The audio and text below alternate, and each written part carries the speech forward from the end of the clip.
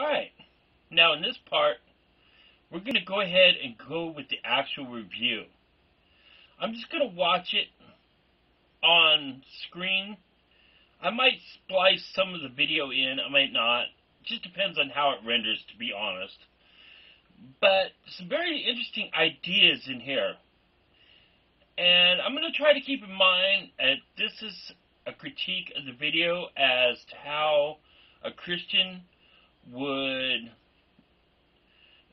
relate their message to a youth group, but as a secularist, or at least as a secularist when it comes to science, and someone who believes in the natural, there's some pretty interesting things in there. So I'm going to bring those up as well. Alright, let's begin.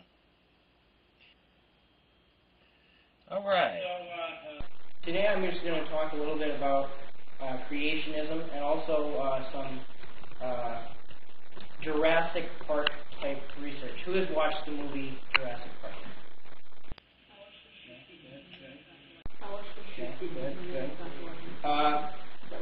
Who remembers the part of the movie where they had the mosquito and amber, and they took out the blood to make the dinosaur and clone and everything, right?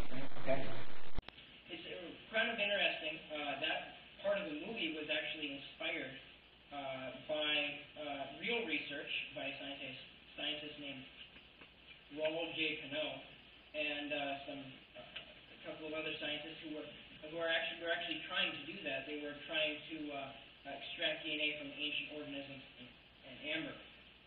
And so far as I know, Rawl is a secular scientist, but I think his research sort of goes back to creationism. It's relevant to creationism. So that's what I'm going to be talking about tonight. Who knows a little bit about the creationism evolution controversy? Anyone?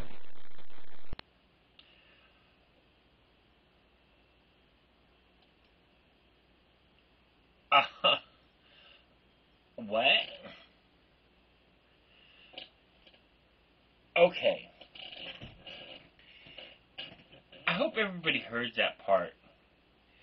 But I think the number one thing, if you're going to do to try to talk to a youth group, is to actually not in your conversation pretense and your beginning monologue actually confirm everything as actual science. I mean, there was no supposed, there was no, well, hypothetically, there was no so-called, there was actual research that's done in amber over, I don't remember if he said over millions of years ago, but, hello? It sounds to me like you accepted the premise of the movie. Now, to be fair, in aspects of the movie, they later, actual secular scientists have actually debunked a lot of the claims that Michael Crichton made in Jurassic Park because, well, very quickly, two things was that if a mosquito bit a dinosaur, you would get the DNA of a mosquito in a dinosaur. Another thing, very briefly, was that amber will not hold DNA for several million years. Now, we might be able to clone a woolly mammoth, maybe, but that DNA was just too gone. And, of course, mixed with the DNA of the mosquito. Plus, the mosquito was digesting the DNA as blood, so it was destroying it. Another thing to consider is that they had no idea what kind of animal they were going to get from that mosquito. And it could have bitten 2 or 3 different things.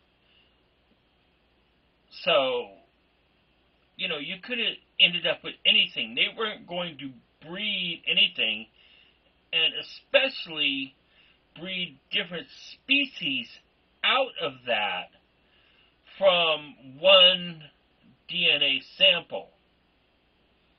It was more like they were talking about selective cloning of frogs to actually create things that look like what we thought were dinosaurs.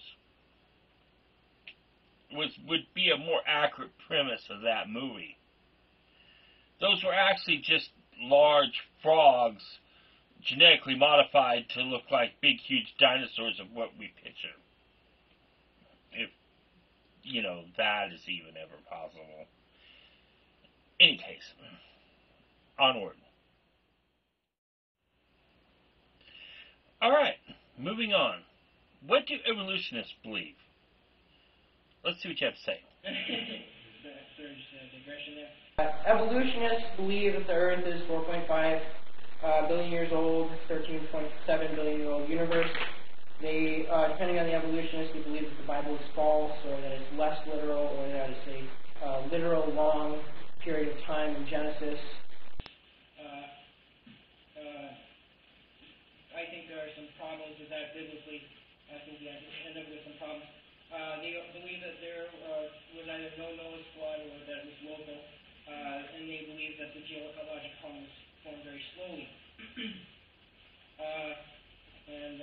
Here's just 2 pictures that I took, sort of demonstrating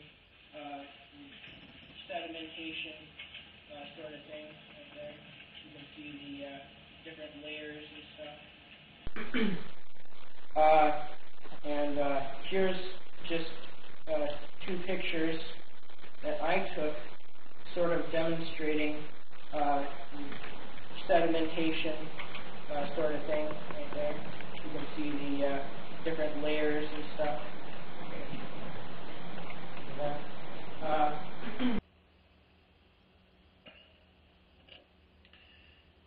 Did you catch that part, Zack? Sedimentation. Several layers. Not one layer for a biblical flood, a world flood, that should have impacted the whole world in one defined layer. Like when seas dry out and there's a very clear salt sediment layer there, but actually where there is many evidence of when seas have dried out and filled and natural dams have broken and areas have been flooded and areas have shifted and geology. Have you ever seen the Grand Canyon? Have you ever noticed the different layers that it goes down?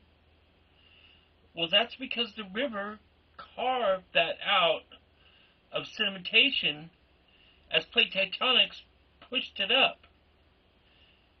And other natural geological events are actually shown in living history through those rock faces. So, one layer or several layers?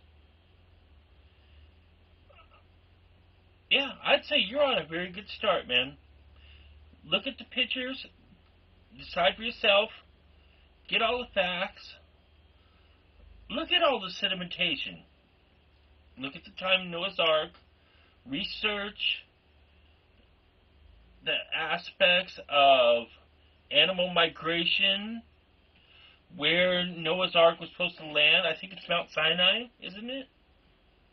The cubic footage of what could be on the Ark. And one interesting thing I saw, if you might be interested in this, is that they showed a modern steel reinforced ship out at high seas. And they showed it actually in a hallway. You could see it.